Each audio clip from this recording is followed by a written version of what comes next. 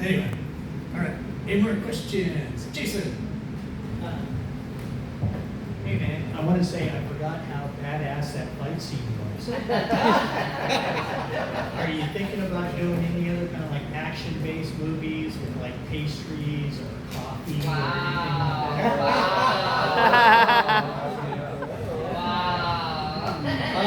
Yeah, we're always open to revisit that. Right now, I just finished a short film called Caffeinated Dead. Did that with Camille was in it, and so I'm trying to think if we have anybody else here that was in it. Our friend Elliot Turner did the movie poster for it, so that's pretty fun. But hopefully I'll have a working edit for that tomorrow, and then Enigma's going to take it and do the music. So that'll be pretty exciting. Elise and I have some other projects that we're looking at doing, and Elise and I also have a bunch of kids comics that we need to finish up. So if you were talking about Killer Cupcakes and stuff, she's working on all the follow-up issues of When Baked Things Attack, which is a huge pastries venture with pastries attacking a wedding party. So as donuts and cupcakes should, right? Make it festive. So, any more questions? Probably just take one more question. Yeah. Yes, Alexander. I know you from your Instagram account. Yeah. I was just curious about. Let me see if I can. Sorry, Adrian. What were some of the inspirations for the music in the film? Music in the film. My friends. I go, back then I was going to a lot of local shows, working with a lot of local artists, specifically for OFM, and, that's how, met up with Little Theodore and Babushka, and, ran into a band called Face Man. They did some pretty interesting, weird pop folk music of sorts, and really entertaining music videos, and then Jim Norris over at Uni introduced me to a guy named John Mazuka, and he performs as the one-man band The Limbs. So he plays like 3 or 4 instruments all at once live, and he did the score. Faceman did that, specifically that song. It's kind of like a Johnny Cash, you hear the hand clapping and talking about your bladder film. As one does, when you think of Johnny Cash style music.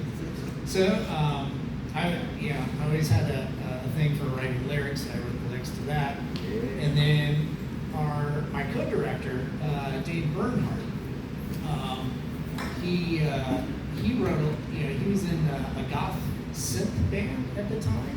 And would just, come to our production meetings like, hey, I wrote this little ditty. It's like, oh my God, we got to figure out how to use it. Like, we kept trying to figure out, it's like, how do we put this in? How do we pick? And it just plays really well with, like opening ending credits, stuff like that.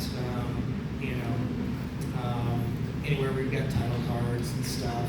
So it was really fun.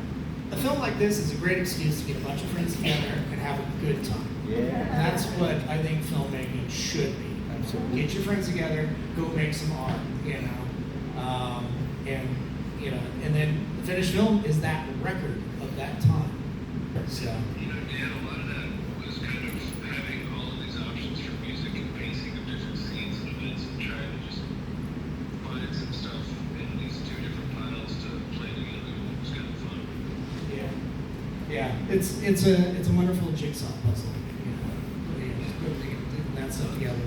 Yeah, most definitely. I think that's about it. Yeah, go ahead. I'd like to ask Peter if he's had any other projects, editing or otherwise, cinematically speaking, since this Jim. And I want to compliment you on the editing. I think it's one of the primary features of the film. Ends up being. Well, thank you. I appreciate that. It was a learning experience for sure. And I think I've done kind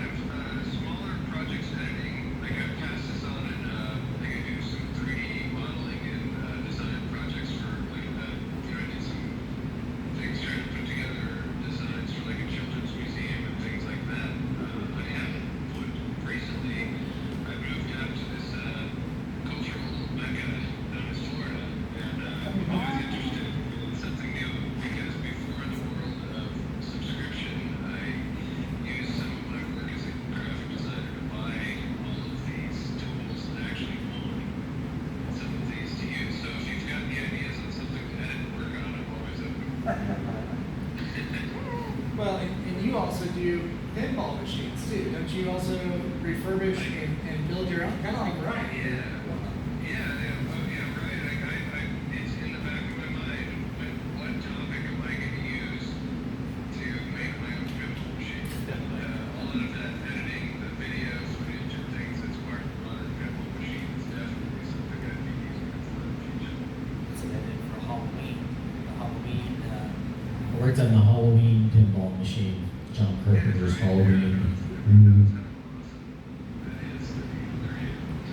Oh yeah, it was an awesome Halloween pinball machine. Yeah, definitely. All right. Well, Jeannie, hold on. I was just gonna say, I love this, it's really, really cool.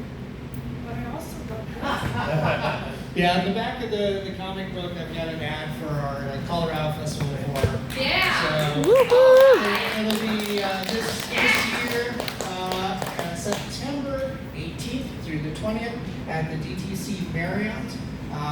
We do have volunteer applications available online, and feel free to go to our website, ceofestivalofhorror.com for tickets.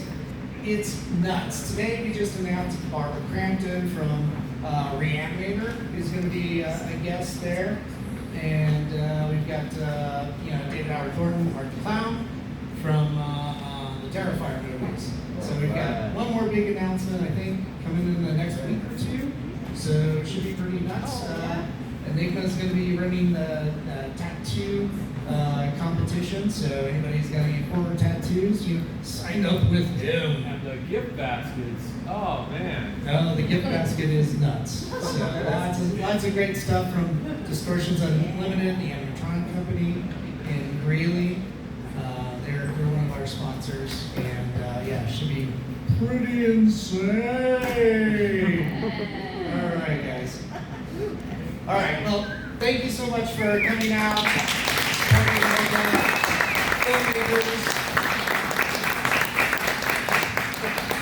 Yeah, and thanks for being such a great audience. We'll see you later, guys. Take the comic books home. I think the next thing is to see about getting this put on Blu-ray. That's on physical media.